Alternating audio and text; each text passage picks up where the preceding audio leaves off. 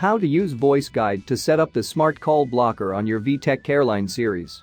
After installing your phone, the handset will prompt you to set the date and time. You can choose to set or skip it. Then the handset will prompt you to set the smart call blocker. When you set up the smart call blocker, you'll hear the audio instruction. Hello. This voice guide will assist you with the basic setup of smart call blocker. You can then choose from 3 setup options.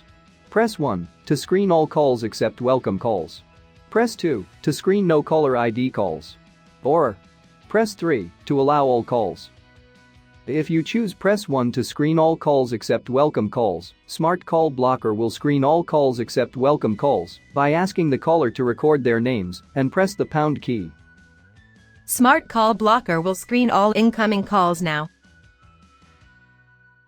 Make sure you set the Phonebook in the allow list. You might need to set the star name list if you expect calls from schools, medical offices, and pharmacies that use robocalls to communicate important information to you.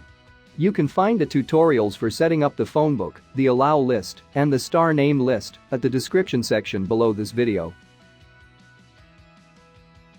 If you choose press 2 to screen no caller ID calls, Smart Call Blocker will screen no caller ID calls by asking the caller to record their names and press the pound key.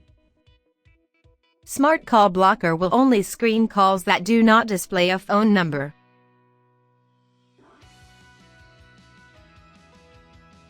If you choose press 3, allow all calls. All unknown incoming calls will ring. Screening is turned off. If you want to replay the voice guide, just press star. Hello.